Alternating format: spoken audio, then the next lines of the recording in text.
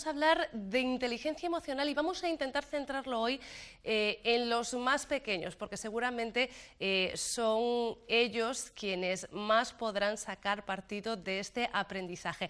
Tenemos con nosotros de nuevo a Daniel Novoa. Daniel, ¿qué tal? Muy buenas tardes. Buenas tardes. Habías estado aquí hace aproximadamente un año y hablábamos de inteligencia emocional, pero lo centrábamos en los adultos, que sí es cierto que para nosotros es necesario saber, conocer y aprender más de nosotros mismos, pero es que para los pequeños conseguimos que si lo saben ya, forjen unos adultos más sanos también emocionalmente, ¿no? Sí, como en todo, cuanto antes empiece a trabajar este tipo de cosas, mejor, ¿no? Los pequeños están así como más plasticosos, se puede trabajar mejor con ellos, absorben mucho mejor. Entonces, bueno, si podemos conseguir que desde pequeñitos se trabaje con ellos, pues yo creo que los resultados son más potentes. Vamos a centrar de nuevo el tema, sobre todo para aquellos padres que nos estén viendo y que les esté sonando a chino. ¿Qué es esto de la inteligencia emocional? Vale, lo de la inteligencia emocional hablamos de un marco, ¿vale? No es que se haya inventado algo nuevo, no salió en boom, hola, no, sino que se han cogido una serie de conceptos y se han metido en un marco. ¿Qué significa este marco? Pues este marco quiere decir que hay habilidades sociales y emocionales. Digamos, las sociales son, imagínate, pues entre tú y yo, como nos relacionemos, están las habilidades sociales. Y las emocionales son más con uno mismo. ¿Qué quiere decir con uno mismo? Nosotros tenemos emociones, ¿no? Tú y yo tenemos... Hay unas emociones básicas, ¿no? Que se dice que son universales, hay un poquito de controversia, pero en general está aceptado que son universales y entonces compartimos con todo el mundo. Entonces son como unas guías, nos llevan por un camino. Sí. Entonces cuando llega esa guía que nos va a llevar, si nosotros somos conscientes de que existe esa guía, podemos hacer cosas. Esto digamos que es lo más básico de la gestión de las emociones con nosotros mismos. Un enfado, por ejemplo, o saber asumir la tristeza, eso son unas partes muy concretas de la inteligencia emocional. Hoy en día se busca adultos equilibrados, vamos a decir así, los que saben gestionar absolutamente todo, los que saben gestionar la tristeza sin llegar a una depresión, la mala leche sin llegar a la ira, etcétera, etcétera, entre otras cosas pues porque son puntos que no deben confluir para que la convivencia sea mejor. La cuestión es que para conseguir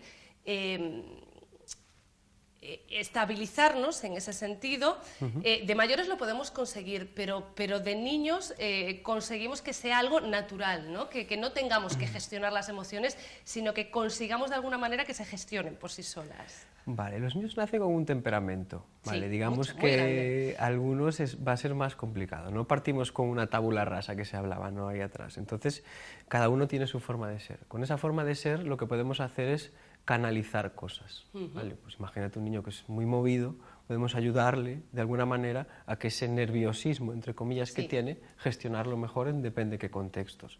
Si un niño tiene unos enfados muy fuertes, pues podemos ayudarle a detectar esos enfados, saber o enseñarle que no le van a ir bien las cosas enfadándose de esa manera y darle herramientas para que ese enfado llevarlo de alguna manera a un buen puerto. Y ya sea, por ejemplo, también la tristeza. A veces te encuentras con niños que no comprenden la tristeza, nadie les ha explicado lo que es la tristeza, lo ven como algo bueno, van cogiendo cositas sueltas, pero nadie se ha sentado con ellos y ha trabajado con ellos ese ámbito. Entonces la inteligencia emocional te da este marco para que tú vayas y trabajes estas cosas con ellos.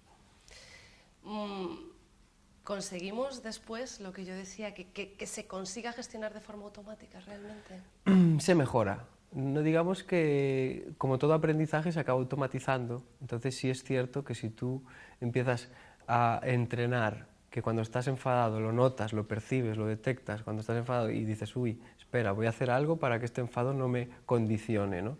Si eso lo automatizas, llegará un momento en que ya esa señal salte de por sí sola. Entonces sí que puedes llegar a mejorar mucho esas emociones. ¿Qué ocurre cuando un padre o un educador que se enfrenta a esas situaciones de ira o incluso los miedos, que es una de las emociones también más problemáticas cuando eres pequeño y que muchas veces nos acompañan de adultos? ¿Qué ocurre, decía, cuando el padre o el educador no es capaz de enseñar emocionalmente a ese alumno o ese niño o lo encauza de forma equivocada? Claro, ahí yo creo que es una parte clave eso, ¿no? Cuando a veces los padres y los profesores no tienen por qué estar formados, Yo, mi opinión personal puede ser otra, pero no tienen por qué estar formados. No lo están, o sea, no siempre lo están, vamos a No siempre lo dejarlo están, así, ¿no? claro. Muchas veces sí hay gente súper capaz y hay otras personas, pues, por lo que sea, porque llevan poco tiempo, porque no les interesa demasiado este campo en concreto, entonces esa parte no la trabajan. Yo pienso que esa parte hay que trabajarla siempre desde el punto de vista en que para crear una armonía, ya sea en un aula o en una familia, es necesario que las emociones no dominen todo. Existen, las aceptamos, convivimos con ellas, va a haber momentos de enfado, o sea, lo que son los conflictos existen, pero tú puedes hacer de un conflicto algo muy grande o puedes intentar a través de la gestión de las emociones que esos conflictos sean menos, crear una mayor armonía y mejorar la comunicación. Y eso es bueno tanto en la familia como en el aula. Tú das formación para profesores, formación también para padres, para educadores en general. No sé cuáles son las principales problemáticas, sobre todo de los educadores, los que hasta el momento no creían que fuese necesario formarse en educación. ¿Cómo llegan allí? ¿Cuáles son los problemas que se han encontrado por los que deciden que esto de las emociones también necesita una formación específica? Yo diría que hay dos partes, ¿no? Hay unos educadores concienciados con hacerlo muy bien y entonces esos normalmente ya conocen el tema, ya saben algo, ya vienen con unas preguntas concretas. Y después hay los que traen un problema y entonces utilizan estas herramientas para solucionarlo. ¿Vale? Digamos, son las dos maneras de llegar al punto.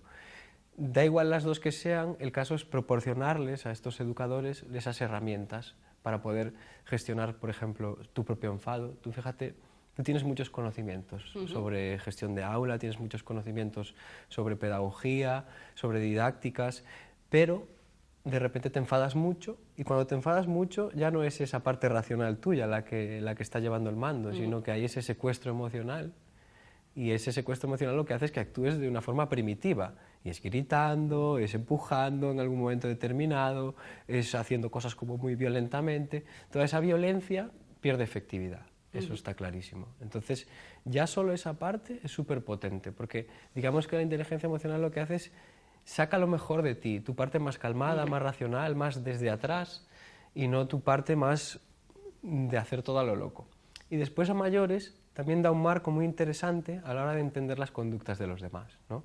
Porque no es lo mismo entender que un niño se está portando mal porque es malo, por ejemplo, que un niño que se está portando mal porque tiene la autoestima baja, entonces necesita llamar la atención. Y la única forma de subir esa autoestima es llamar la atención. Entonces es un marco muy interesante.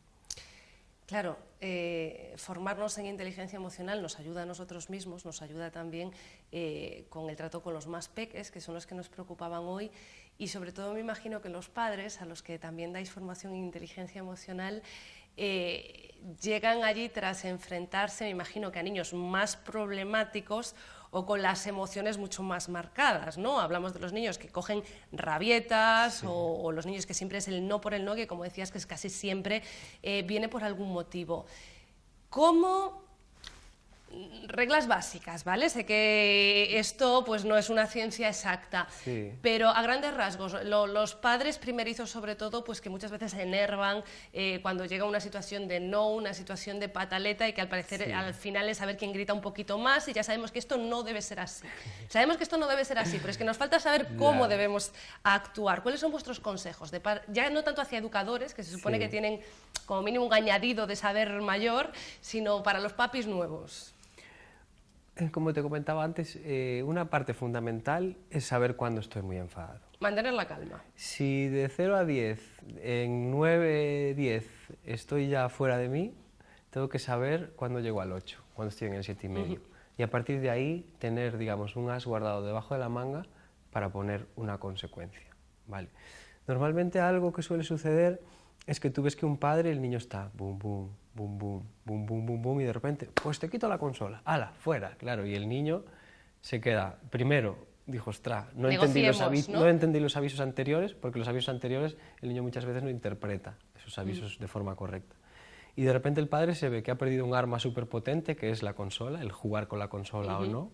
Entonces de repente está haciendo una consecuencia súper fuerte por no a lo mejor haber programado esa intervención. Entonces, una forma muy interesante es programar las intervenciones para que no sea algo visceral.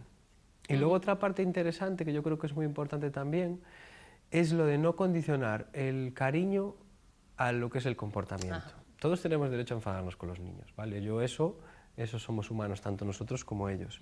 ¿Qué pasa? Que las consecuencias se pueden poner por fuera de eso. No tienes por qué dejar de querer a tu hijo porque se haya portado mal o haya pintado la pared o haya roto el sofá nuevo, ¿vale? Para eso hay unas consecuencias. Que probablemente haya roto el sofá nuevo porque no sabe lo que vale el sofá, no lo ha comprendido. Entonces, toda esa información que podemos entender ahora calmados, cuando estamos alterados no lo hacemos.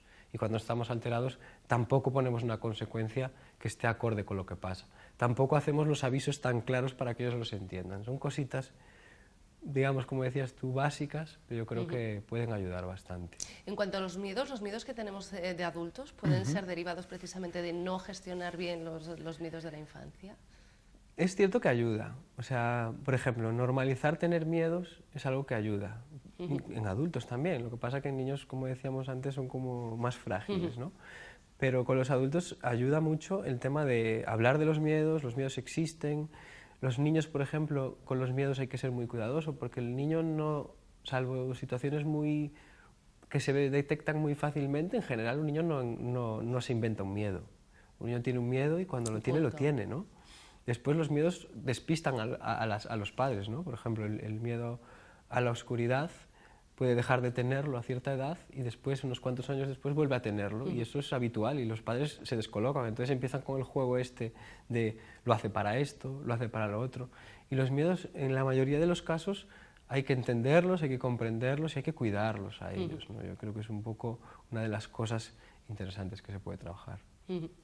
En el caso de la inteligencia emocional en la educación, puede ayudar no solo de cara, bueno, a los niños, a poder enseñarles a ellos cómo deben gestionar su inteligencia emocional, sino que al propio educador, me imagino, le puede hacer unas clases y unos métodos de enseñanza mucho más fáciles, ¿no? Claro, sí es cierto. Como te decía antes, la base puede caerse toda si no gestionamos bien nuestras propias emociones.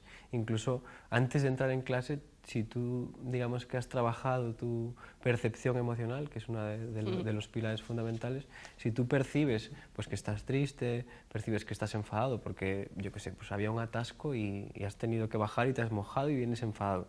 Todo eso, ser consciente de que eso te va a influir a la hora de tu rendimiento como educador, pues es importante que lo tengas en cuenta y a partir de ahí puedes hacer cosas para cambiar eso, ¿no? Pues vas a la sala de profesores, te pones una canción que te gusta y entras de otra manera. Son pequeños trucos que se enmarcan dentro de la inteligencia emocional. Yo me refería también a, bueno, ahora que somos adultos, casi todos tenemos conocidos o amigos que son profes y conocemos los típicos comentarios de me ha tocado una clase súper complicada porque hay 3 o 4 que siempre les gusta hacer juerga, los otros les siguen. Bueno, a la hora de tener una clase calmada, una clase atenta, conseguir encauzar a esos 3 o 4 que muchas veces son los que dan la nota por uno u otro motivo, como nos explicabas, consigues que el resto de la clase sea mucho más armoniosa, ¿no? Claro, claro. Es cierto que esos 4 alumnos, 3, 4 alumnos que complican mucho las cosas, de alguna manera hay que conseguirlo, ¿no? A veces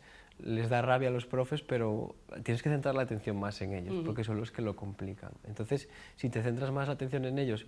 Y hay una cosa muy importante, ¿no?, que la inteligencia emocional aporta a este tipo de gestiones, y es que la inteligencia emocional tiene claro que conectar con ellos es imprescindible, ¿no? Ese modelo antiguo de soy autoritario, las cosas porque sí, ya está, y no sé qué, no sé cuánto, eso se ha demostrado que no es tan efectivo como sí que las normas existen, los límites existen, ponemos unas consecuencias, pero yo me preocupo por ti, ¿no? Si hacemos ese ejercicio de, imagínate ese profesor que recuerdas de tu infancia, tan bueno, con el que aprendiste tantas cosas, no suele ser un profesor autoritario que es porque sí, no es un profesor que conecta contigo, está atento a tus necesidades, te cuida, te comprende y cuando te tiene que castigar, te castiga. Claro, porque la formación en inteligencia emocional muchas veces hay que impartirla, pero hay otras personas que por algún motivo u otro pues ya sale de por sí, muchas veces son esos recuerdos que tenemos. Claro, ¿no? por suerte hay personas que la saben gestionar. Traen ya directamente de serie, pues digamos, una calma, pues una forma de actuar, conectan bien con la gente, son educados, sonrientes. Entonces todas esas cosas te abren puertas. Los que no lo son, pues como en todo, todos podemos mejorar en cosas y en esta si te dedicas a la rama de la educación, yo creo que es un marco muy potente para sacar lo mejor de ti como educador. Daniel, que lo comentábamos hace un ratito antes de comenzar el programa, yo te lo preguntaba a raíz de un caso real, una consulta real, y bueno, abríamos el tema de los amigos imaginarios, Sí. y sobre todo abríamos el tema de las consultas en Internet. Vamos a ver, yo te preguntaba por el caso de un amigo imaginario, ahora podemos hablar del tema también si quieres, Sí. y de lo que yo había concluido visitando varias páginas de Internet, y tú me alertabas, y es cierto, porque bueno, cuando visitas no debes visitar solamente una, pero sí es cierto también que además de páginas, de personas y de centros especializados, tenemos cada vez más foros en Internet pues que hablan muchas veces de inteligencia emocional, porque el tema está de moda, Sí. pero hablan no siempre con demasiado conocimiento de causa. Y tú me lo alertabas antes de comenzar, me nombrabas unos cuantos, y sí es cierto, cuando tenemos que hacer este tipo de consultas, cuando nos surgen dudas, además de huir de los foros, que esto ya lo voy diciendo yo, salvo que vengan de alguna universidad, etcétera, etcétera. Sí. ¿Qué es lo primero que deberíamos consultar? ¿Cómo deberíamos buscar el experto? Por suerte hay expertos de renombre a nivel nacional, ¿no?, que tienen páginas en Internet que ofrecen consulta gratuita. Entonces, una solución muy sencilla es eso, es saber seguro, conoces a alguien porque sale en la tele y hablan muy bien de él, porque a veces no todo tiene que ir en la misma línea, ¿no?, pero en general, o lleva años de experiencia o trabaja en X sitio en el que tiene muy buena fama, pues es cuestión de contactar. O sea, a veces, claro, está muy bien Internet porque todo el mundo expone, todo el mundo da su opinión sobre las cosas y eso enriquece todo lo que es los datos. Ya, pero según para qué cosas. Claro, si estamos hablando de, digamos, de mecánica, bueno, pues si alguien me recomienda mal que ponga mal 2 cables, pues lo peor que puede pasar es que el coche no encienda. Que puede ser malo, pero es un coche. Si estamos hablando de educación, de miedos, de gestión de emociones en niños, yo creo que ahí hay que ser un poquito más cuidadoso. Eso por una parte. Y por otra, tener cuidado de no estar siempre buscando mucho, ¿no? Porque al final te vuelves loco.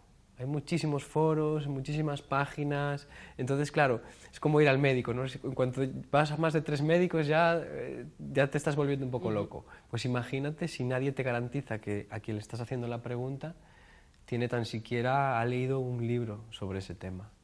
Con respecto al amigo imaginario, yo leía, no en foros, sino en páginas especializadas de Internet, que en ciertas formas o en ciertas edades servía también para gestionar las emociones del niño. ¿Hasta qué punto es bueno o malo tener un amigo imaginario, si hay algún padre que esté atento y su hijo lo tiene, y que realmente es muy complicado saber cómo actuar ante algo que no ves y que no sabes exactamente si es bueno o es malo? ¿Y hasta qué punto estar atento a ese amigo imaginario, como leía yo, es beneficioso para saber cómo gestiona las emociones en tu niño y cuál es el estado emocional en ese momento del peque? Una de las cosas que aprendes trabajando con niños es la creatividad tan grande que tienen, ¿no? Entonces esa creatividad yo creo que es bueno que la mantengan. ¿Qué pasa? De alguna manera hay que validar eso, ¿no? ¿Tienes un amigo imaginario? Muy bien, pues tienes un amigo imaginario, yo también quiero jugar con él, vamos a reírnos, vamos a participar en esto. Con el paso del tiempo hay que ver también pues, si, por ejemplo, en ese amigo imaginario delega cosas importantes o lo utiliza para escaquearse de alguna cosa. O sea, hay que matizar lo que es un juego de lo que luego con el paso de los años se puede convertir en a lo mejor algo ya más patológico, algo ya más... Pero la sensación, hay que guiarse muchas veces por la intuición de decir, oye, yo creo que esto le viene bien o le viene mal, porque en tu caso, por ejemplo, ¿tú tienes la sensación de que le ayuda a hacer cosas malas ese amigo imaginario o simplemente es una válvula, es alguien con quien hablar, es alguien con quien llamar tu atención, es algo con lo que os reís juntos, aporta cosas buenas a vuestra vida, os hace... Bueno, al final es todo, como siempre, un poquito de sentido común, ¿no? Exacto. Muchas veces el sentido común en educación es lo que resuelve gran parte de los problemas. Muchas veces de las consultas que tengo yo son, en cuanto ves padres, pues como en este caso, ¿no?, que buscan, que se conciencian, que están ahí, que van a un sitio donde saben que puede ser una buena respuesta a la que tienen, van casi más a validar que a que tú les digas lo que Daniel, tienen que hacer. el sentido común nos decía hace un ratito, yo ya lo decía antes, que no busquemos en foros algo pues tan importante como puede ser la educación, en este caso la educación emocional, sino que lo busquemos en gente que nos da confianza. Si ustedes tienen alguna duda acerca de este tema, yo como siempre les doy nuestro correo electrónico, que es platoabierto@localiavigo.com, y también les dejo pues el del experto que hemos escogido hoy para que nos hable de este tema, que es info@danielnovoa.es. Daniel, si te llueven las preguntas, no es culpa nuestra, ya lo sabes. Encantado de ayudar. Muchísimas gracias de nuevo por responder a nuestra llamada. A vosotros. Y ustedes no se me muevan de ahí porque nosotros seguimos con el programa y nos vamos, si les parece, con las tomas falsas de la semana pasada.